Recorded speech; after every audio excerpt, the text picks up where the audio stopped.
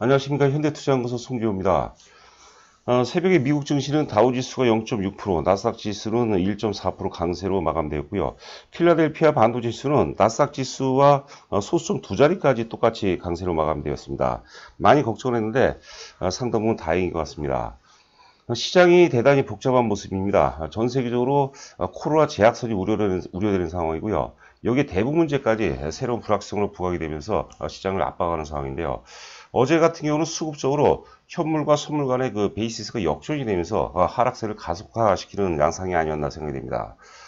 이번 시간은 반도체를 중심으로 시장 흐름을 분석해 보고요. 각 테마 대표주들과 반도체 간의 어떤 상관관계를 통해서 앞으로의 그 장세 전망에 대해서 살펴보도록 하겠습니다. 자, 시장 포인트 세 가지로 요약을 해봤는데요. 먼저 이제 악재 부분은 재확산 우려라든가 혹은 이제 대북 불확성이고, 그 다음에 이제 그 반대로 이제 호재 부분은 여전히 이제 전 세계적으로 막강한 유동성이라고 봐야 될 것 같아요. 제가 보기에는 재확산 우려, 이것도 이제 재확산 우려도 분명히 이제 그 타당성이 있어요. 그리고 이제 대북 불확성도 상당 부분 시장에 어떤 영향을 미칠 텐데, 가장 큰 것은 나스닥 시장도 그렇고 또 우리 그 코스닥도 그렇고 이미 그 많이 올랐죠. 많이 오른 상태에서 기술적 조정이 불가피한 상태에서 계속해서 이제 악재가 재생산되고 있지 않나 이렇게 생각이 됩니다. 주가가 이제 적정선까지 빠져준다면 또 저가 매수 기반 또한 이제 만만치 않거든요. 그래서 뭐 큰 폭의 추가적인 하락은 뭐 좀 희박해 보이지 않나 이렇게 생각이 되고요. 자, 그리고 이제 나스닥이라든지 필라델피아 코스닥 지수 분석해 보도록 하겠고요. 기본적으로 삼성전자 시장의 어떤 그 절대 권력이죠. 삼성전자가 어떤 그 시장의 어떤 그 방향성을 제시할 가능성이 높지 않나 싶습니다. 지금 보통주 기준으로 60일선까지 이제 거의 이제 밀집해 와 있는데요. 60일선의 의미는 굉장히 크죠. 60일선이라는 것은 이제 최근 3개월 동안에 평균 매수 단가도 될 수 있지만 평균 매도 단가도 될 수 있을 텐데 지난 3월 19일 날 주가가 최악의 구간, 최저점을 통과한 이유이기 때문에 60일 이동평선의 의미는 굉장히 중요하다고 볼 수 있습니다. 수급선이라고 하죠. 수급선이 깨지게 되면 또 상당히 골치 아파지지 않을까 싶습니다. 자, 뭐 같은 연장선상에서 하여튼 그 비메모리 반도체 전반은 삼성전자가 안정화를 보인다면 본격적으로 이제 상승 전환될 가능성이 높지 않을까 싶고요. 뭐 자료를 통해서 살펴보도록 하겠지만 지난 5월 같은 경우는 삼성전자가 좀 안정화를 보이면 상승 흐름을 보이는 그런 상황에서 중소형 반도체 관련들이 굉장히 이제 가파르게 올라갔거든요. 이번에도 삼성전자가 여기서 추가 하락을 안 하고 크게 오르지 못한다 하더라도 지수 부담 때문에 크게 오를 가능성이 좀 희박하다고 보는데 여하튼 간에 주가가 뭐 하방 경직 혹은 이제 안정화를 보인다면 중소형 반도체 관련주들 아울러서 뭐 5G도 같은 흐름이었기 때문에 본격적으로 상승 전환될 가능성이 높지 않을까 싶습니다.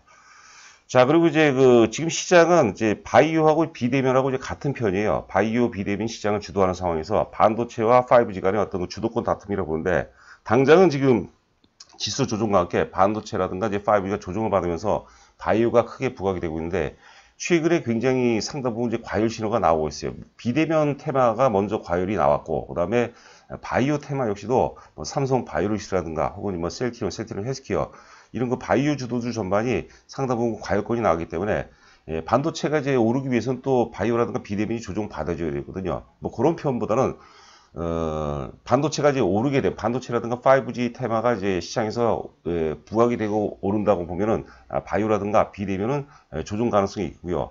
또 바이오라든가 비대면 내에서도 상당 부분의 어떤 그 차별화 양상이 전개될 가능성이 높지 않을까 싶습니다. 뭐 정리해 본다면 삼성전자가 역시 시장의 중심이고 핵심이죠. 그리고 삼성전자 주가가 안정화가 된다면 중소형 반도체 관련주들 혹은 이제 5G들은 선행, 삼성전자가 크게 오르지 못하고 빠지지 않고 뭐 보합권 혹은 강보합권 정도만 유지가 되더라도 중소형 반도체 관련주들, 5G 관련주들은 뭐 선행해서 랠리 가능성이 높지 않을까 생각됩니다. 그 체험 VIP 관련해서는 방송 맨 끝에 자세하게 안내가 되어 있으니까요. 관심 있는 분들은 참고하시기 바랍니다. 자, 나스닥 종합입니다. 나스닥, 뭐, 다우도 이제 같은 연장선상에서 해석하시면 될 것 같아요. 지금 10,000포인트가 굉장히 이제 부담이 되죠. 10,000포인트. 다우지수 같은 경우는 이번 이제 꼭지점이 단기 상투 시점이 이제 갭 상승이 나왔어요. 근데 그 갭이 뭐 돌파 갭이라고 보다는 지금 조정을 받았기 때문에 이제 소멸 갭이라고 이제 봐야 되겠죠. 일단 하락 갭이 발생됐기 때문에 당분간 나스닥 지수 같은 경우는 10,000포인트가 상당 부분 강력한 저항선일 가능성이 높고요. 기본적으로 이런 상태에서는 많이 올랐죠. 저점 대비해서 워낙 많이 올랐기 때문에 기술적인 조정이 좀 불가피합니다. 가급적이면 이제 하드 랜딩보다는 이제 소프트 랜딩이 좀 필요한 시점이 아닌가 생각이 됩니다. 여하튼 간에 뭐 나스닥도 그렇고 다우도 그렇고 10,000포인트 기준 앞전 고점이죠. 앞전 고점이 이제 그 강력한 저항선이기 때문에 단기간에 돌파하기보다는 물량 수화 과정을 거치면서 돌파하는 그런 모습, 돌파 가능성을 우리가 또 한번 점검을 해볼 필요가 있지 않나 싶습니다. 그러니까 우리가 코스닥도 그렇고 거래소 시장도 그렇고 가파른 당장의 어떤 가파른 지수 상승 가능성이 좀 낮지 않나. 만약에 이제 강하게 오르면 그 다음날은 이제 바로 조정 가능성이 높다고 봐야 될 것 같습니다. 자, 필라델피아 반도체 지수도 보면은 2,000포인트가 상당 부분 강력한 저항선이라고 봐야 될 것 같습니다. 그래서 필라델피아 반도체 지수도 뭐 어제 상당히 이제 그 양호하게 어떤 그 지지선을 구축하는 모습인데요. 당분간은 대략적으로 이제 그 한 1,850 정도에서 한 2,000포인트 정도, 뭐 박스권 등락 정도, 이 정도 흐름이 가장 그 바람직하지 않을까 생각이 됩니다. 그 다음에 이제 보시는 화면이 삼성전자 보통주가 되겠는데요. 수급선 60일 MA라는 게 이제 무빙 에버리지입니다. 무빙 에버리. 60일선은 우리가 이제 수급선이라고 하죠. 우리가 20일선은 재료선, 60일선은 수급선, 그리고 120일선은 경기선인데, 삼성전자 역시도 우리가 나스닥이라든가 필라델피아 지수를 감안한다면 대략적으로 60일선이 49,400원 정도 되거든요. 49,400원에서 그리고 이제 53,000원대, 그러니까 60일선과 120원, 경기선 120선과의 박스권 등락이 예상이 되는데, 앞서도 이제 그 말씀드렸지만 삼성전자가 지지선을 제대로 구축해주고 안정세를 보인다면, 그런 시그널이 나온다면 중소형 이제 그 반도체 혹은 이제 5G 관련들은 뭐 좀 가파르게, 삼성전자보다는 좀 가파르게 상승 가능성이 높아 보이지 않나 싶습니다. 자, 3월 19일이 최저점이기 때문에 정확히 뭐 지금 오늘이 6월 16일이죠. 그러다 보니까 거의 뭐 하여튼 그 3개월이라 봐야 될 것 같아요. 그래서 기술적 분석에서 60일선은, 기술적 분석은 다는 아니죠. 하지만 60일선의 의미는 특히 이제 지금 장세에서는 굉장히 중요한 몫을 차지하지 않나 생각이 됩니다. 자, 그 다음에 이제 그 카카오, 비대면의 대표주죠. 카카오와 이제 네페스의 상관관계입니다.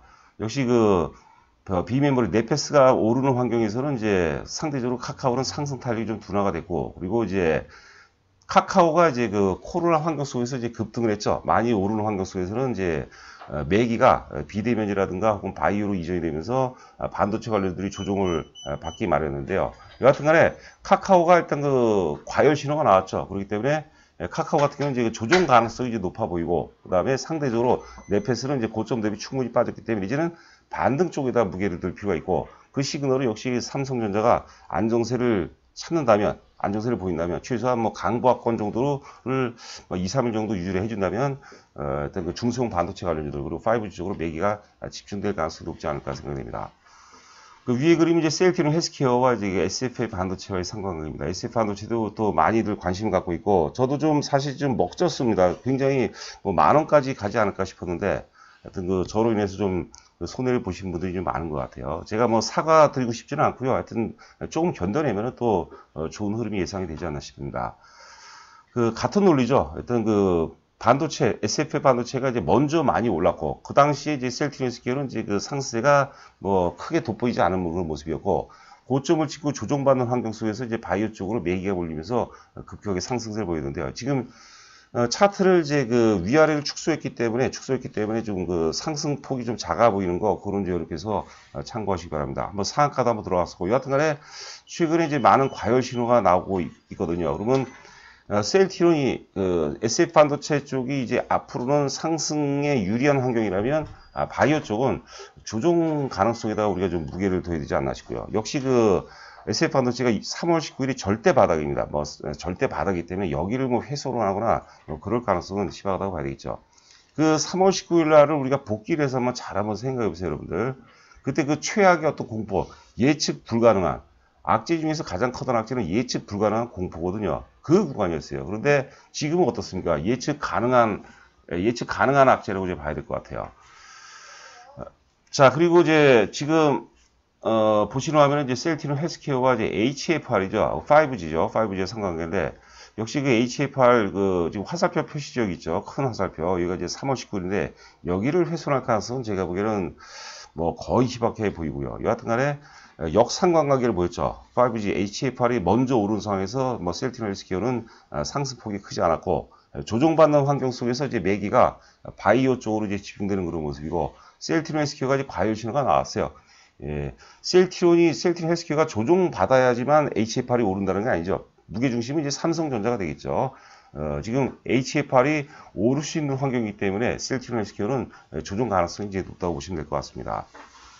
자, 그리고 이제 보시는 화면에 이제 셀트리온 헬스케어가 이제 HLB입니다. HLB와 상관관계인데, HLB도 한때 시대를 뭐 풍자했던, 작년 같은 경우는 뭐 시대를 풍자했던 종목 중에 하나죠.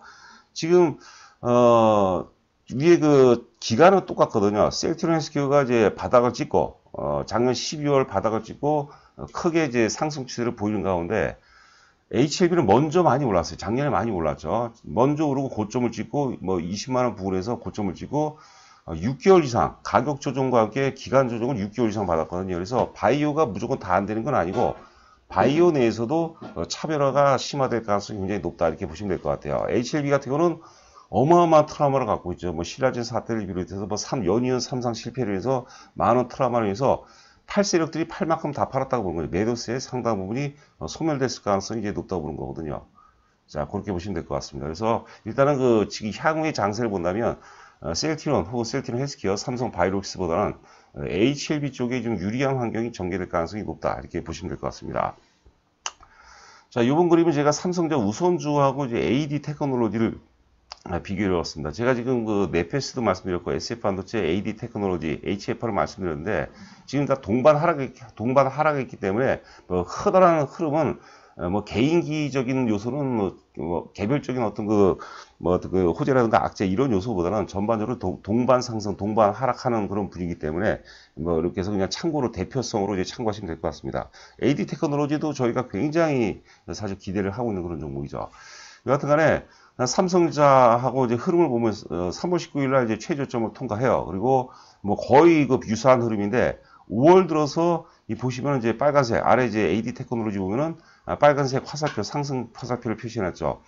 AD 테크놀로지를 비롯해서 중소형 반도체가 선행해서 랠리해요. 선행해서 뭐 빠르게는 거의 한 보름 정도 선행하거든요. 그러니까 삼성전자가 안정세를 찾아만 준다면 일단 중소형 반도체 관련주들 혹은 5G 관련주들은 이제 일단 랠리라긴 표현보다는 본격적으로 이제 상승 전환될 가능성이 높지 않을까 이렇게 생각이 됩니다. 자, 많이들 힘든 장세입니다, 여러분들. 이럴 때일수록 단기 매매하는 것은 굉장히 힘들고요. 좀 길게 보고 여유 있게 시장을 이제 바라본다면 뭐 좋은 결과로 이어질 수 있지 않을까 싶고요. 우리가 시세를 바라보는데 메커니즘 똑같아요. 현미경으로 바라보나 뭐 단기 매매라고 보는 거죠. 그리고 이제 만환경으로 이제 바라보나 메커니즘 같은데 현미경으로 바라보게 되면 굉장히 멘탈도 많이 흔들리고 사실 성공 투자로 이어지기가 너무나도 힘들거든요. 만환경으로 긴 호흡과 이제 커다란 시각으로 바라봐야지만 반드시 성공할 수 있는 그런 영역이 아닌가 생각이 됩니다. 체험 VIP형 관련해서 관심 있는 분들은 입금되시고 이제 저한테 보유 종목하고 이제 수량하고 보내주시면 제가 납득할 만하게 논리적으로 제가 진단해드리고 좋은 종목도 사야 되겠죠. 하지만 또 안 좋은 종목 저희 또 주력주 지금 저희가 또 제2의 카카오라고 할 수 있는 종목을 또 준비 중에 있거든요. 뭐 어려운 장세이지만 계속해서 물량을 확보해 나간다면 반드시 좋은 결과로 이어질 수 있지 않을까 싶습니다. 자, 여러분들 오늘 하루도 건승하시기 바랍니다. 감사합니다.